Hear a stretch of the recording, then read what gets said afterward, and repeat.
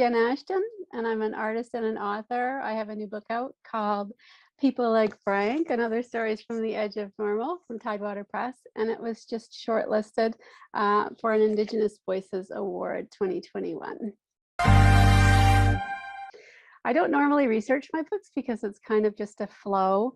So I was trying to think of this morning what research went into this book. And there's actually one story called Mona Lisa where I did have to look up what it felt like to be a nude portrait model. So that I researched. So I guess I researched things that I'm really not familiar with. Another story is about a woman who had a stroke. So I had to research what it was like to live with a stroke and come back from that. And I actually have friends who are neurologists, so they helped me out a lot with that. So just kind of, yeah, I need to research things that I've never experienced. I don't know if my work as an artist plays into my writing per se. It's just another creative voice that I have. So I guess they kind of feed off each other sometimes. Often when I paint, I'll have a story in my head, and sometimes that will be a rhyme or something, and I'll actually write it out beside the painting. But for the most part, they're kind of separate, I think.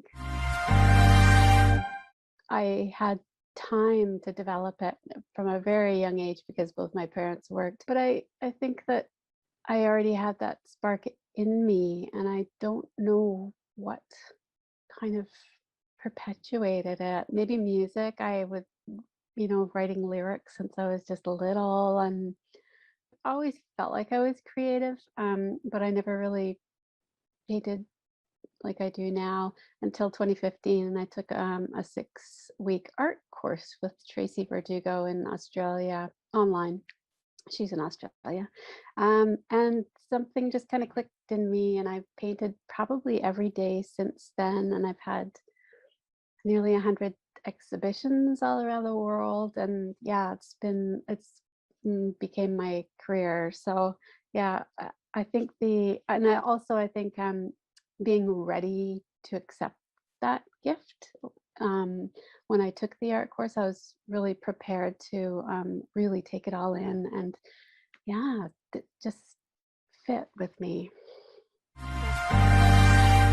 And Mauro Lindbergh, and Madeline Langell, Michael Crichton, Stuart McLean, Steve Martin, Bruce Robinson, and lots of writers who I actually don't know who they are, but they wrote biographies of some early writers, and I would just like, that stuff fed me. I just loved reading biographies.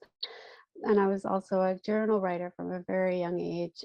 I kept a journal all the way through. And so people like Anne-Marie Lindbergh, who, wrote her journals and Bring Me a Unicorn and everything. That stuff fed me. So I think those were some pretty inspirational writers for me. Madeline Langell too. Lots of nonfiction. My list is so big.